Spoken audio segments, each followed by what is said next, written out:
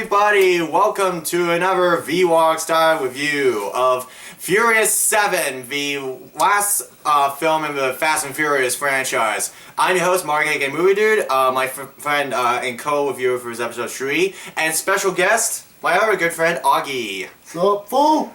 And we just got back from seeing Furious 7, the latest Fast and Furious film. Epic movie, by the way. Yeah! And yes, it was epic awesome. And let's just get right to it because we want to get this as fast as possible. You know, fast. The plot is that Dominic Toretto, Brian O'Connor, Reddy, and the rest of the crew are free people living the life they've always wanted to live. Brian has a family of his own, and Reddy is dealing with what happened in the 4th and 6th films.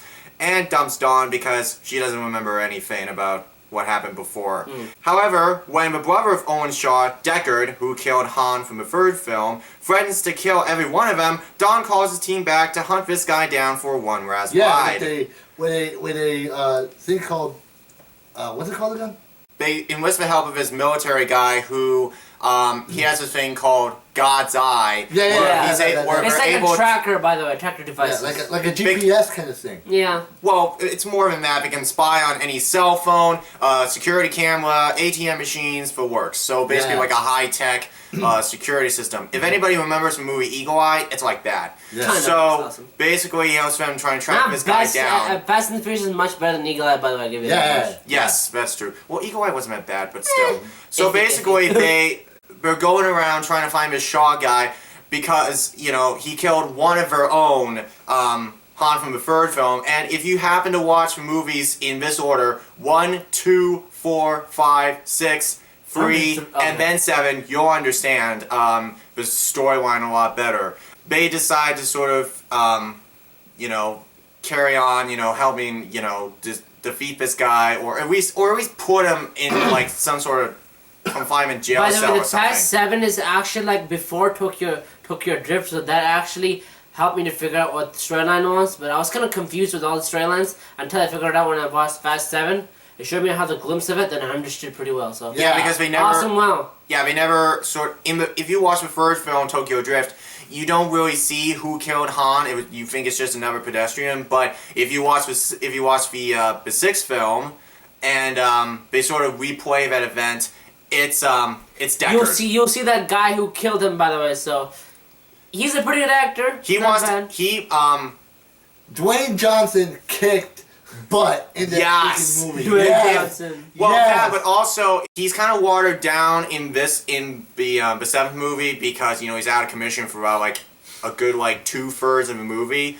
But if you've seen the 5th film, oh my God, he's kind of like Tommy Lee Jones in The Fugitive. He's just unstoppable. He's trying to hunt the guys down, but now he's their friend. And you know, The Rock as like Hobbs. You know, he's pretty good. Everybody in this movie was pretty good. You have Vin Diesel, the late Paul Walker. You have Michelle Rodriguez. You also have The Rock. The kid from Tokyo Drift. What the hell his name was?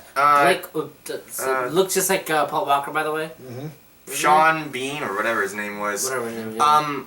But well, he's only a cameo basically to try and connect everything. But still, everybody was pretty good, surprisingly. I didn't find any faults with the characters. They were all recognizable. They all had the same character traits. Great acting, by the way. Yeah, amazing acting. Yeah, everybody was the same. Good emotional stuff, amazing. And epic scenes. A lot of epic scenes. Let's talk about the action, since my friends brought it up. The action is, okay, let's compare all the movies for a second. Each one of them have their own distinct style. The first 2 were really fast. The 4th one was a bit slower. The 5th one was like a heist movie. And the 6th film was kind of like, I don't know, redemption sort of, or whatever. Movie is not the 7th movie it's not combines, like racing, kind of like racing. There's no heist, there's no, all it basically is... But revengeance. Yeah, that's where the tagline comes in. Vengeance hits home. So, every single action scene was handled well. And even though you don't have Justin Lin, who did the 3rd, 4th, 5th, and 6th movies directing, I think the guy who directed this time kind of knew... really good. Yeah, he kind of knew how to take the series and keep it going with his familiar action-paced sort of style. And it's like... it's wonderful distinct. Job. Yeah, good job, whoever directed the new movie. There's a scene where they try to defeat this like bus led by Deckard's men or something, and the bus is like off like That was so close. If you watch the trailers, you know what I mean. That was so the bus is on like the edge of a cliff, and Paul Walker's like climbing up on the bus, and then land on Michelle Rodriguez's car. Woo! And then you have a scene where they're in the trailers.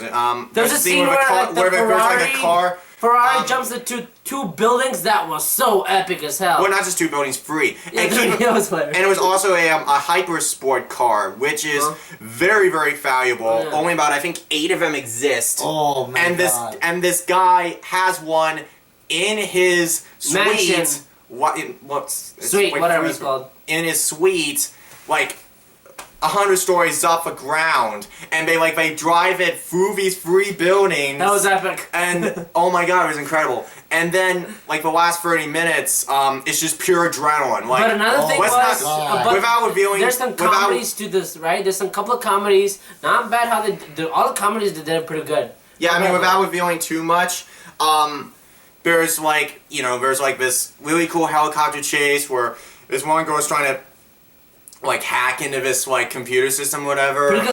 And we're not gonna spoil it too much, but let's just say there's one part where there's like this plane homing beacon devices like closing in on them, and The Rock who drives in an ambulance crashes off a bridge and explodes that thing and destroys the camera. Bam, oh bam. my god! Oh my god, that was so That was like insane. Dennis is mocking a perfection Dude, right there. That was so insane. Oh my god! Insanely Oh cool. my god! Insanely cool. Who would thought of that? Good Who job. wrote that? Whoever wrote that, good job. Good job.